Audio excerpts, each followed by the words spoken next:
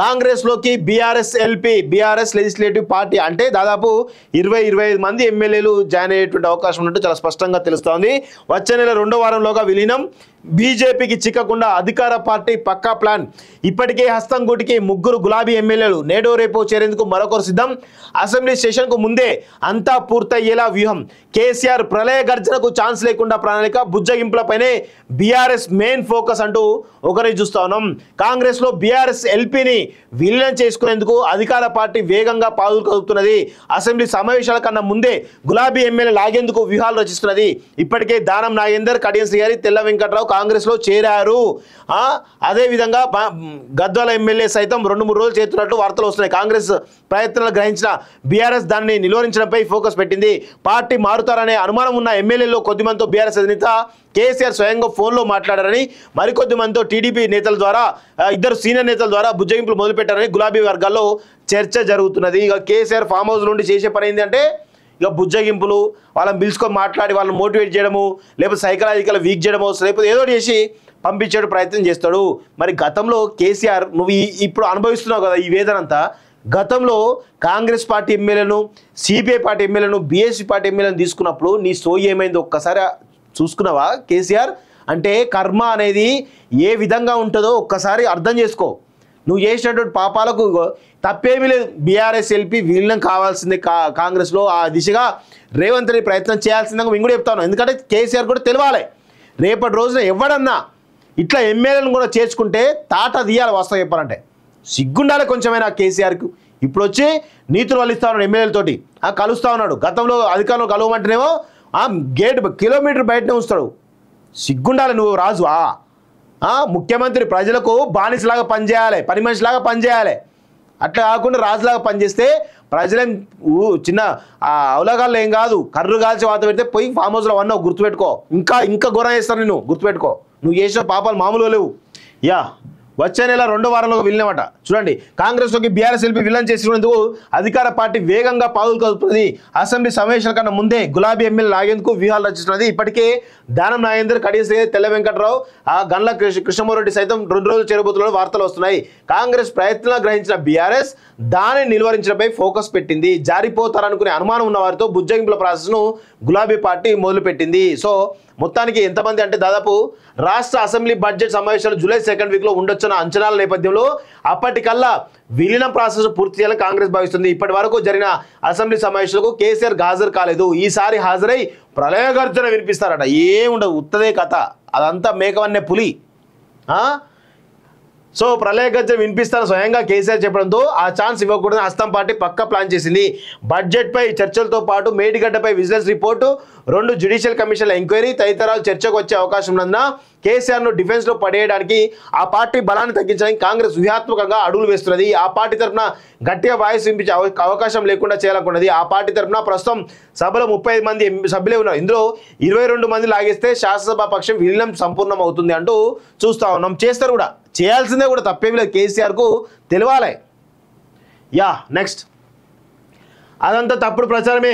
AP ఉద్యోగులు తెలంగాణకు రావడం లేదు. 1808 నుంచి 8 మంది ఆప్షన్లు వచ్చింది నిజమే.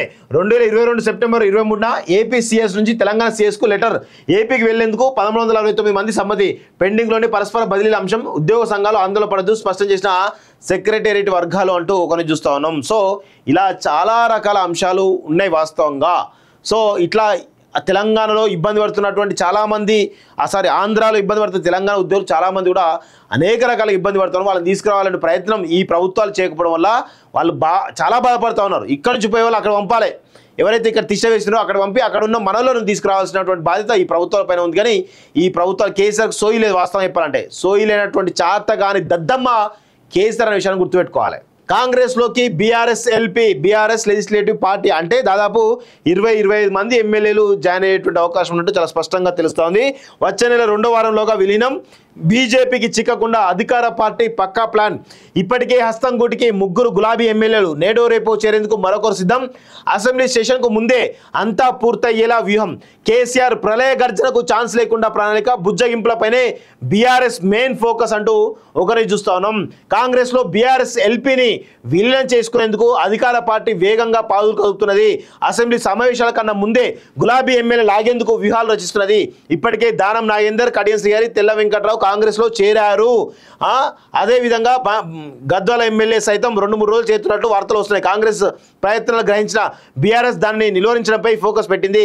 పార్టీ మారుతారనే అనుమానం ఉన్న ఎమ్మెల్యేలో కొద్దిమందితో బీఆర్ఎస్ అధినేత కేసీఆర్ స్వయంగా ఫోన్లో మాట్లాడారని, మరికొద్ది మందితో టీడీపీ నేతల ద్వారా, ఇద్దరు సీనియర్ నేతల ద్వారా బుజ్జగింపులు మొదలుపెట్టారని గులాబీ వర్గాల్లో చర్చ జరుగుతున్నది. ఇక కేసీఆర్ ఫామ్ హౌస్ నుండి చేసే పని ఏంటంటే ఇక బుజ్జగింపులు, వాళ్ళని పిలుచుకొని మాట్లాడి వాళ్ళని మోటివేట్ చేయడము, లేకపోతే సైకలాజికల్ వీక్ చేయడము, లేకపోతే ఏదో చేసి పంపించే ప్రయత్నం చేస్తాడు. మరి గతంలో కేసీఆర్ నువ్వు ఇప్పుడు అనుభవిస్తున్నావు కదా ఈ వేదన అంతా, గతంలో కాంగ్రెస్ పార్టీ ఎమ్మెల్యేలను, సిపిఐ పార్టీ ఎమ్మెల్యేలను, బీఎస్పీ పార్టీ ఎమ్మెల్యేలను తీసుకున్నప్పుడు నీ సోయి ఏమైంది ఒక్కసారి చూసుకున్నావా కేసీఆర్? అంటే కర్మ అనేది ఏ విధంగా ఉంటుందో ఒక్కసారి అర్థం చేసుకో. నువ్వు చేసినటువంటి పాపాలకు తప్పేమీ లేదు. బీఆర్ఎస్ ఎల్పీ విలీనం కావాల్సిందే కాంగ్రెస్లో. ఆ దిశగా రేవంత్ రెడ్డి ప్రయత్నం చేయాల్సిందని మేము కూడా చెప్తాను. ఎందుకంటే కేసీఆర్ కూడా తెలవాలి, రేపటి రోజున ఎవడన్నా ఇట్లా ఎమ్మెల్యేలను కూడా చేర్చుకుంటే తాట తీయాలి. వాస్తవం చెప్పాలంటే సిగ్గుండాలి కొంచెమైనా కేసీఆర్కు. ఇప్పుడు వచ్చి నీతులు వల్లిస్తా ఉన్నాడు, ఎమ్మెల్యేలతోటి కలుస్తూ ఉన్నాడు. గతంలో అధికారంలో కలవమంటేనేమో గేట్ కిలోమీటర్ బయటనే ఉంచుతాడు. సిగ్గుండాలి నువ్వు రాజు. ముఖ్యమంత్రి ప్రజలకు బానిసలాగా పనిచేయాలి, పని మనిషిలాగా పనిచేయాలి. అట్లా కాకుండా రాజులాగా పనిచేస్తే ప్రజలేం చిన్న అవలగాళ్ళు ఏం కాదు. కర్రు కాల్చి వాత పెడితే పోయి ఫామ్ హౌస్లో అన్నావు గుర్తుపెట్టుకో. ఇంకా ఘోరం చేస్తాను నేను, గుర్తుపెట్టుకో. నువ్వు చేసిన పాపాలు మామూలుగా లేవు. వచ్చే నెల 2వ వారంలో విలీనమట. చూడండి, కాంగ్రెస్లోకి బీఆర్ఎస్ ఎల్పీ విలీనం చేసినందుకు అధికార పార్టీ వేగంగా పాదులు కదుపుతున్నది. అసెంబ్లీ సమావేశాల కన్నా ముందే గులాబీ ఎమ్మెల్యే లాగేందుకు వ్యూహాలు రచిస్తున్నది. ఇప్పటికే దానం నాగేందర్, కడియం శ్రీహరి, తెల్ల వెంకట్రావు, గండ్ల కృష్ణమోహన్ రెడ్డి సైతం 2 రోజులు చేరబోతున్న వార్తలు వస్తున్నాయి. కాంగ్రెస్ ప్రయత్నాలు గ్రహించిన బీఆర్ఎస్ దానిని నిలువరించడంపై ఫోకస్ పెట్టింది. జారిపోతారనుకునే అనుమానం ఉన్న వారితో బుజ్జగింపుల ప్రాసెస్ను గులాబీ పార్టీ మొదలుపెట్టింది. సో మొత్తానికి ఎంతమంది అంటే దాదాపు రాష్ట్ర అసెంబ్లీ బడ్జెట్ సమావేశాలు జూలై 2nd వీక్లో ఉండొచ్చున్న అంచనాల నేపథ్యంలో అప్పటికల్లా విలీనం ప్రాసెస్ పూర్తి చేయాలని కాంగ్రెస్ భావిస్తుంది. ఇప్పటి వరకు జరిగిన అసెంబ్లీ సమావేశాలకు కేసీఆర్ హాజరు కాలేదు. ఈసారి హాజరై ప్రళయ గర్జన వినిపిస్తారట. ఏముండదు, ఉత్తదే కథ, అదంతా మేకవన్నే పులి. సో ప్రళయ గర్జన వినిపిస్తాను స్వయంగా కేసీఆర్ చెప్పడంతో ఆ ఛాన్స్ ఇవ్వకూడదని హస్తం పార్టీ పక్కా ప్లాన్ చేసింది. బడ్జెట్పై చర్చలతో పాటు మేడిగడ్డపై విజిలెన్స్ రిపోర్టు, 2 జ్యుడిషియల్ కమిషన్ల ఎంక్వైరీ తదితరాలు చర్చకు వచ్చే అవకాశం ఉన్నందున కేసీఆర్ను డిఫెన్స్లో పడేయడానికి, ఆ పార్టీ బలాన్ని తగ్గించడానికి కాంగ్రెస్ వ్యూహాత్మకంగా అడుగులు వేస్తున్నది. ఆ పార్టీ తరఫున గట్టిగా వాయిస్ వినిపించే అవకాశం లేకుండా చేయాలనుకున్నది. ఆ పార్టీ తరఫున ప్రస్తుతం సభలో 35 మంది సభ్యులే ఉన్నారు. ఇందులో 22 మంది లాగేస్తే శాసనసభ పక్షం విలీనం సంపూర్ణం అవుతుంది అంటూ చూస్తా ఉన్నాం. చేస్తారు కూడా.